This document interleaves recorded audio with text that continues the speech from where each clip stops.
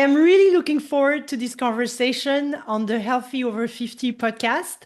Today, I'm sitting down with Ebru, who spent 28 years in finance in high pressure, high performance environments before making a big and very intentional shift into psychotherapy. Now she's based in Dublin. She works with professionals dealing with stress, burnout, and those bigger, what am I doing this for type of questions. What I love about her story is that she hasn't walked away from her past, she builds on it. So she brings both real corporate experience and deep psychological insights into the work she does today. Today, we're talking about career transitions and starting again, the hidden cost of high performance, how stress shows up in the body, and why your 50s might actually be a second spring.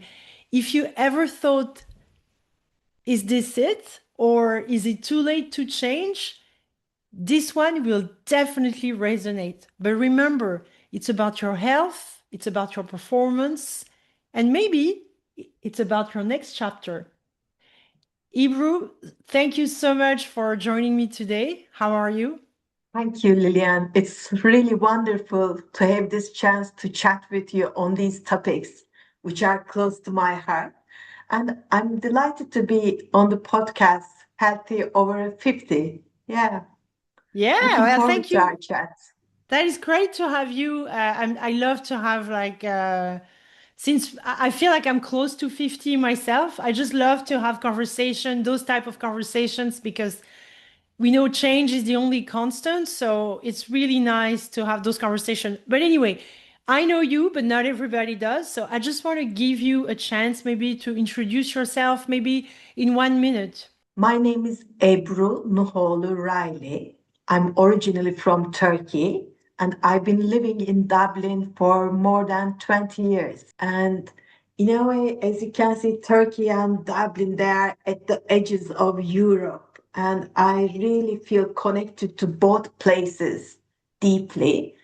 And in a way, I feel like a bridge myself. I like the metaphor of bridge, holding two sides. I'm 52, so and yeah, like this is an important decade, and I'm hoping this will be like a second spring for me. So that's the framing I have when I enter into my 50s. I'm married to an Irish guy, and I'm lucky because we share a lot of common hobbies and our perspective on the world. And like you said, I did. I am going through a big transition. I worked in financial companies and volunteered for some volunteer organizations for more than 28 years. And recently I qualified as a psychotherapist, and now I'm running my private practice as well as volunteer for a community development center as a psychotherapist. So, and I feel very grateful to now work in a field which is close to my heart and also build from all of my experience to leverage from all of them. Yeah, that's wonderful. And actually, I'm super excited to have the conversation with you today because obviously you had a successful career in finance. And I'm just really curious to know, like, what did it give you? It gave me so many things. Like I started at a big Turkish bank, and it gave me a sense of purpose, the way of working in a concentrated way, working on projects, and build relationships with stakeholders and teammates. That was a very precious side of it for me. It also gave me a lot of opportunities. Like I had a chance to get a scholarship from Banks Association of Turkey, go and study, do my master's in Glasgow in early 2000s.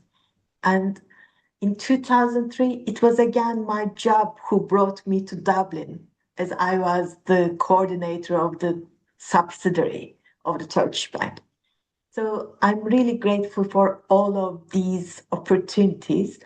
And also over the years, like I built many of my professional skills because of all the kind of dynamic projects we have built on, and it ranged from risk to governance, sustainable finance, which is really close to my heart, and product management. And maybe I want to underline that sustainable finance bit, a little. Like it's about looking at finance in a holistic way, not just looking at the what is the financial gain, but looking at what is the environmental, social, and governance impact and taking it all in. And that really kind of resonated with me deeply. And it's interesting, that was a topic that I wrote my dissertation early in 2000 about corporate social responsibility. And one of my teachers, my professor, told me this is a niche area, and the only way it will become a reality is if there is a regulation introduced. So for me, it was very interesting a couple of years ago when such a regulation was introduced to see how the financial companies adapted it and see an evolution and a change happen in a very conservative sector. And that was very beautiful and a great learning for me as an example of change at the systemic level. Yeah, I love it. So change is obviously everywhere. So you had a successful career, but one wonders like, obviously something was not working, at least internally for you. Can you tell us more? Right, like in a way, while I had a lot of good experiences over the 28 years, and everything seemed fine from outside, like I was successful, doing well, etc. But also in parallel, something wasn't going well inside at a more quiet way. Like what I mean is, like I noticed that maybe I was pushing myself a bit too hard because I had a high sense of responsibility. And as I studied psychotherapy, which I started in 2020, I noticed some traits, some of my patterns, like I was almost like a workaholic, giving a lot of importance to the external pressures at work and wanted to deliver them in a perfect way. So I was also a perfectionist. And these were actually the traits that gave me success earlier in my career and opened up the doors and opportunities. But over the years, as I was trying to do more and more, I started to let something slip. Let's say I maybe started to not take care of myself, like going to do some exercise or self-care, etc., thinking I could catch up. But all of these things were building up. So in a way, like while I was being continuing to be successful on the outside, there I was noticing a cost happening internally. Wow, and that sounds very familiar to me because I talk a lot about what I call toxic resilience. And that sometimes, people that are successful on the outside, on the inside, it's something completely different, and they start to be exhausted, and people don't have a clue actually at work because everybody sees you overachieving. Uh, in the world of tech sales that I come from, we talk, like you hit your targets, you go to President Club, everything looks great. So everybody thinks like you feel amazing, you look amazing, life is super good. So obviously, you just mentioned stress, right? Uh, Was there a burnout, or like did stress play a big role in the change, or? Yeah, yeah, that's it. Like, in a way, my attention was also on getting things done to a good quality, etc., without considering what it was costing me, if whether I was maybe sometimes overriding my tiredness, etc. So, in a way, I started to notice that I was burning out after a big project, or quietly I was kind of giving up doing things like going to the gym or doing things that I like because I didn't have enough time. And but mostly it's when I started to do psychotherapy and reflective exercises, I started to notice that in a way, like when I learned about nervous system regulation, I started to notice that sometimes I was working as if I was under threat, trying to deliver too much without considering whether I was resourced enough. And over time, that takes its toll on the body. Like maybe you are familiar with this famous book called The Body Keeps the Score. So I would have some, let's say, physical, even symptoms like backache or digestive problems. Again, I wouldn't connect it to the way I was maybe overriding some signs from myself and keep pushing myself. But once I realized, like in the last 4 or 5 years, once I realized my own pattern that I can be perfectionist and push myself too hard, that actually allowed me to pause whenever that pattern was going to show itself at work. I was able to pause and notice, that's my perfectionist side. That's my workaholic side.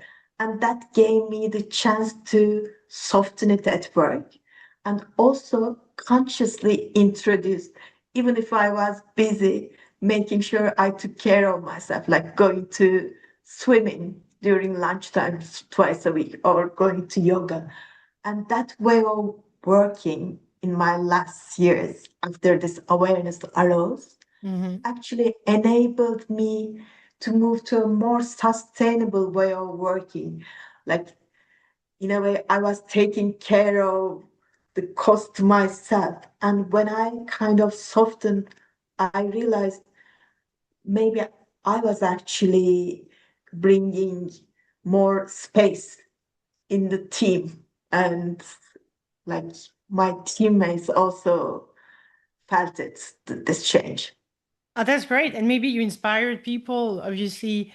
But kudos to you for having that awareness, because I speak with other women, and some of them, one that I'm speaking to is like in her late 50s, as at a very high level, and she's starting to have like possibly like an autoimmune disease. Really, like this is all stress over the years of what I call toxic resilience, of pushing, pushing, not sleeping, working through the weekend, and not listening to her body, and not having that awareness, because a lot of the time we are on autopilot and eyes on the prize always, and it's like we neglect ourselves. But the worst is, like, it seems like we can't hear the messages that the body is sending us, and sometimes that noise has to be super loud for us to hear. Unfortunately, sometimes when it's so loud, internal damages have been unfortunately made. So like really well done you for having that ability to wake up, and just catch yourself. So another question would be like, what made you finally take the leap? Because I know myself, like I wanted to make the leap, but it took me a bit of time because there is fear. It's a big change. Like you've worked in the same field for all those years, and you've built expertise, you have credibility, and the idea of just starting over. What made you finally take that leap? Yeah. You know, like that was kind of gradual, happening in parallel to my kind of work life in finance. But at the same time, there was a event that caused that sleep. So the gradual pieces, I was always interested in human relations or how to live a more meaningful life. And I would always, in terms of hobbies, take classes or do short courses over the years since my early 20s. And the biggest one was when lockdown happened. I was 46, and it in a way introduced a change into all of our working life. And that's in that time I discovered there's a course, Masters in Humanistic and Integrative Psychotherapy. And it really appealed to me. And I thought to myself, okay, I'm 46. It's 4 years. So when I finish, I'll be 50.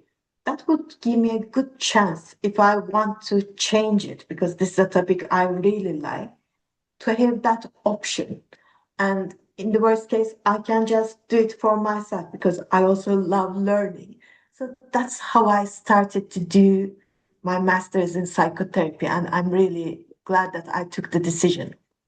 So, in a way, this is the gradual thing that I was preparing in parallel. But, unfortunately, about 1.5 years ago, I lost my father due to a tragic accident. Uh, it was carbon monoxide poisoning in our family home in Turkey. And it was, of course, very sudden and very tragic. In the same accident, my mother and my brother were also seriously injured, but fortunately, they were able to recover after a short stay in the hospital. So that was a big change for me, of course. And in a way, even with that tragedy, my colleagues at work really supported me.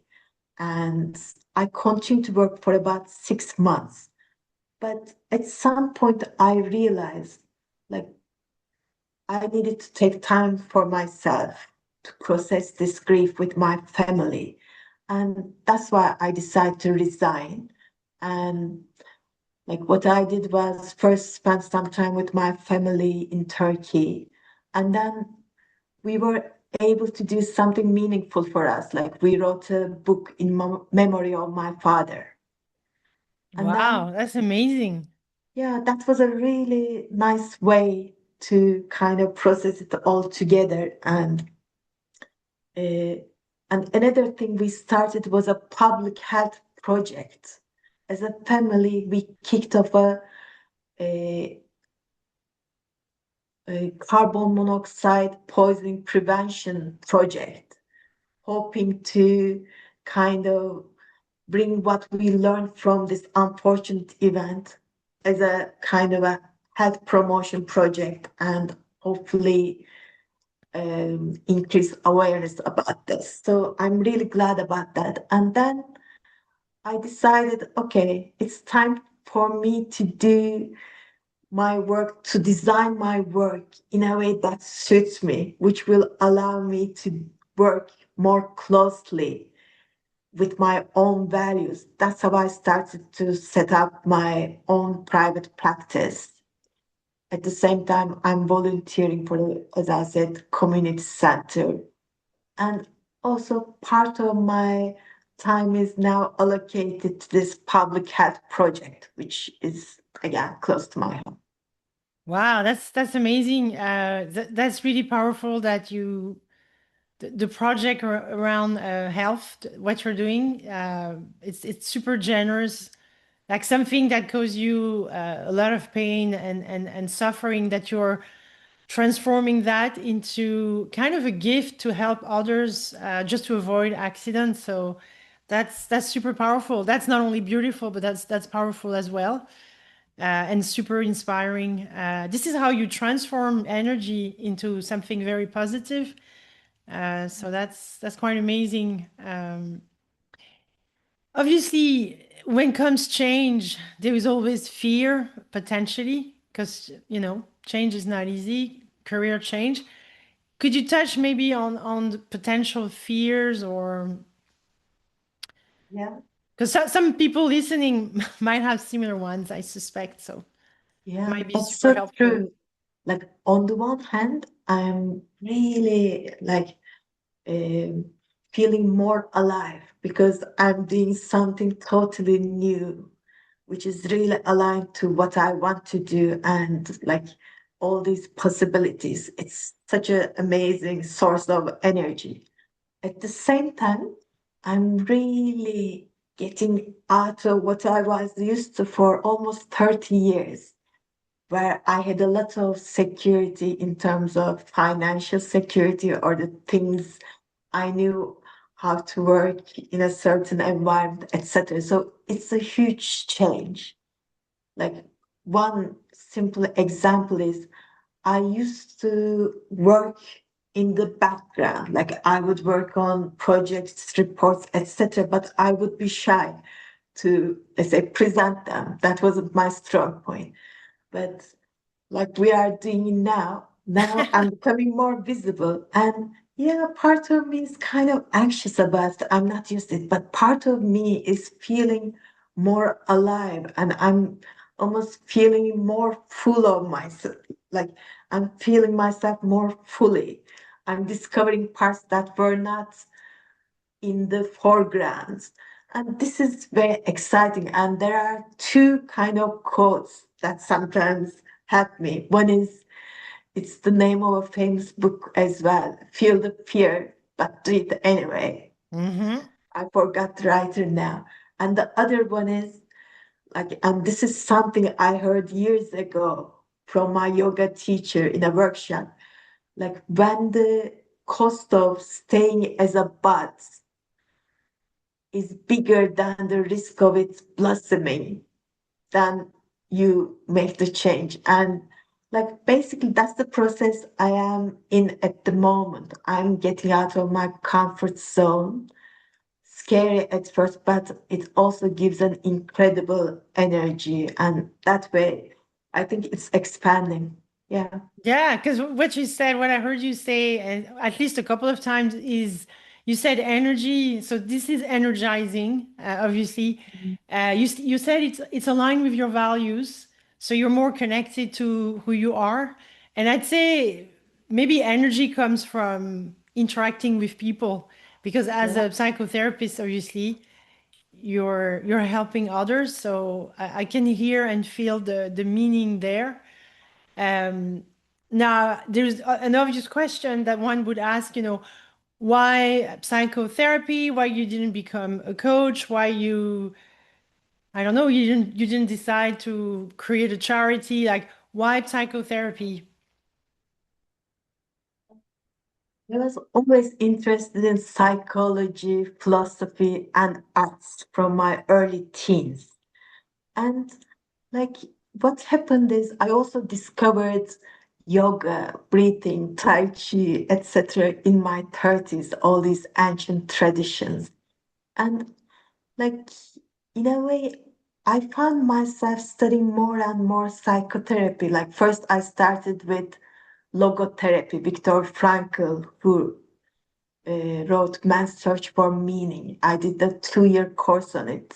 I think it was in 2017. And then this course came in psychotherapy, and so I completed it. And I guess I'm really interested in the human stories, what makes us human, and the incredible resilience of people. Even though there could be very challenging situations, there's also incredible resilience and resources. And I just love, like, really being curious about these questions. And another question is about meaning. How do we create more meaning for our lives so that, like, it's so that we know why we are here? And it is energizing, I think, when we work more aligned with our own values. It brings a sense of aliveness. And yeah, that's why I am choosing psychotherapy at the moment. And also, one other thing I want to say is it's very interesting to work one on one in psychotherapy, but I'm also interested in any other sportive things such as coaching or I don't know, yoga, tai chi, etc. Like I think all of that complement each other. And the important thing is for humans, for us to be curious about how we are living our life, to be wondering, is there something we are not bringing more to the front?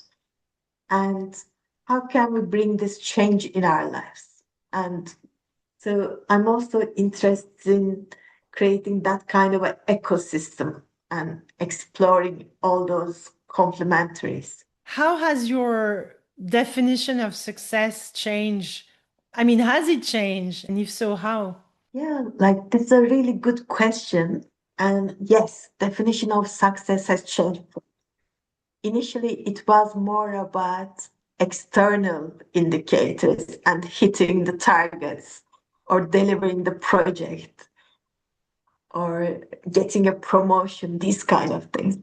Whereas once I immersed myself more in psychotherapy in the last 5 years, I expanded that definition to also look at the cost or look at what's happening internally, like assessing like how am I still taking care of myself sufficiently? How am I nourishing myself? Or is what I'm doing in line with my own values? So it became from just external to both considering external and internal. And we talked about sustainability before. So it's now more about looking at the whole system, not just looking at what is expected of me, but also considering what is the cost to me and how can I do it in a way where I don't get burnt out or depleted. Wow. So yeah, like a beautiful shift from more like external to internal. Um, can I ask you, like, how would you, and I'm not asking for a metric, but when you're looking at your internal success, what are the specific things that would tell you, okay, I'm actually progressing, I'm in the right direction? Um, I mean, I know for me it's very strange, but when I was working in tech, I was super busy. I had no time. So my ability to say, for instance, I've been to the gym 5 to 6 times this week, for me, it's a sign of success because I'm actually looking after my physical body. Obviously, as a health coach, women's health, I practice what I preach. So for me, this is a sign, just the ability to execute on those things that are part of my values is to me already being successful. Success doesn't have to be complicated, can be very simple somehow. So what are the things like, could you give us maybe one or two examples of things that you would be like, okay, I've done this, or like this is, I'm being successful in a whole different way. I guess it's again learning to listen to myself, look at myself in a more holistic way. Let's say previously I would just concentrate on getting things done, but now it's actually making sure that there is a balance in my life, like you said. For example, for me, it's I get a lot of kind of energy from going to my yin yoga class. That's a really good practice for me to be able to listen to myself and to have that kind of connection points. And when I know that it's good for me, making sure that I do it on a consistent way.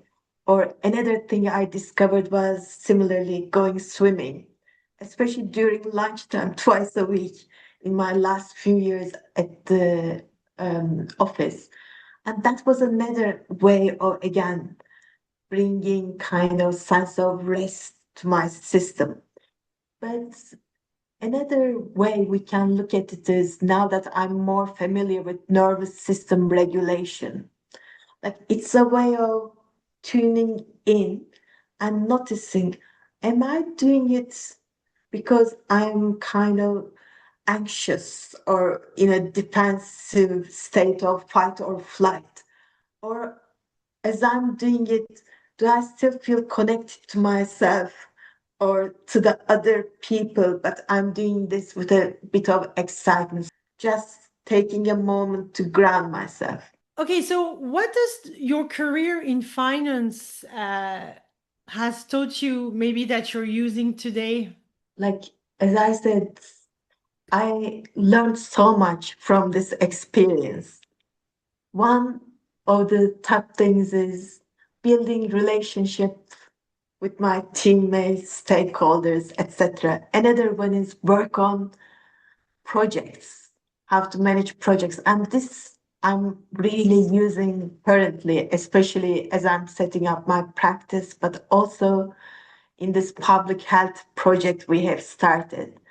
And also, overall, all of this experience, my reflection on it, gives me a chance to be kind of more sensitive to my clients who can come with a similar experience, like looking like everything works on the outside externally, but quietly inside something is out of balance or off. So this is something where I feel also connected.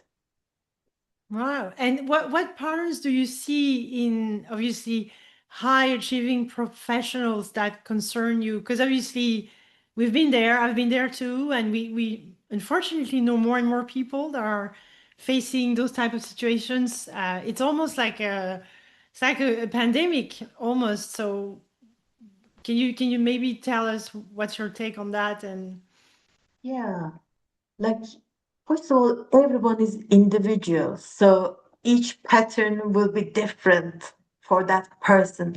But there are some general things that I can see, especially from the lens of nervous system regulation.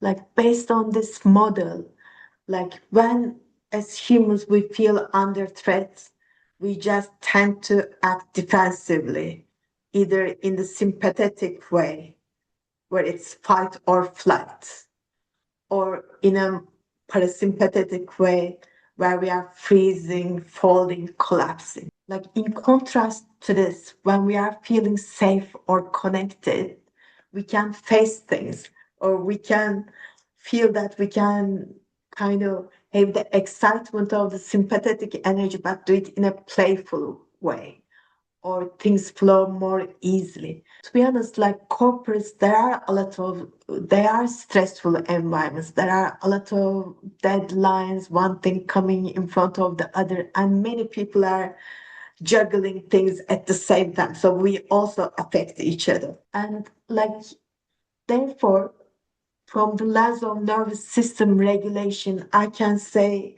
like, when we are feeling under threat, we can react from a kind of a defensive place of fight, flight, freeze, collapse. And these things are actually help us survive the moment, but it also means we are acting from a more diminished place, not our full selves. And also we kind of influence each other. So I guess these would be the main things I see. And another thing could be looking from the lens of logotherapy, existential psychotherapy, the questions of meaning, like taking stock, uh, is how I'm working, is what I'm working on in line with my values. How can I bring more of my full self to the work I do? wow, that's super powerful. And on the obviously parasympathetic and sympathetic, like nervous system side of things, there is so much to say. Like there is the impact on the brain, how it's actually affecting the brain, and how the different parts of the brain are switch on and switch off. We can talk about the reptilian brain, all of those things. And I think you and I need to talk more about those Would love topics, that. talk about the nervous system. I Yeah. love what you said when you said just having that awareness of how other people are affecting and the fact that Mhm. we affect each other, which means that sometimes have more patience for people, just have more compassion, understanding that people are stressed as we have been or could be. So this is Absolutely. super powerful because we can't really change necessarily the places around us, but we can change the way we choose to operate, whether we are reacting or choosing a response. But for that, we need to go inwards first to then go outwards. So that's super, super, super powerful. Mm. I really, really, really want to say that I appreciate you so much, Ebru, for taking the time to have that conversation. I know it's not an easy exercise. Um, and, Yeah. and as we wrap this conversation, one thing really stands out, which is that change is always coming. And doesn't have to break us apart. We can actually understand ourselves even better. That could be an opportunity for going in and understanding ourselves better, understanding, getting more insights about ourselves, and then do better. Because once we know better, we always do better. So I just hope that for anybody out there listening to the conversation today, if it really sparks something for you, please do share this video with other people that might be inspired. And really, what I want everybody to stay with is that we all may be 50 or close to 50 or over 50. It's not the end of the world. We still have so many things to do. And as Ebru said, it might just be our second spring. So we just have to have that mindset. So, Ebru, can you share maybe where people can find you? I'll add it to the video, but if you can maybe tell us how we can get in touch with you, how people can find you. And first of all, thank you very much. What your closing parts, it resonates closely with me. And I also want to say, like, this is actually a good age. I feel like as I'm getting older, I feel more comfortable under my own skin. And we have all this life experience. And now, wherever we are, we can pause, take a moment, and take stock and see how we are doing, what needs our attention now. How would we bring more of ourselves into the world now? And that's a very precious place to be. And yeah, like Ebru Nuhoglu Reilly is my name, and my practice is called Noah's Ark Psychotherapy. So I have a website, and that's where people can find me. And thank you, Lillian, for this lovely chat. Well, thank you so much. And I just want to finish with this quickly, just a last word for everybody. At the end of the day, it's our life, it's our health, it's our wealth, and we need to have more conversations like the one we had today, where we can kind of bridge the gap between the workplace and health and performance. We need to think about ways to perform. This is not a sprint, it's a marathon. So as adults and high performers, we need to come up with other strategies where we are managing our physical and mental health. So yeah, thank you very much, and hope to see you guys in the next one. Thank you, Ebru. À Thank bientôt. you. Take care.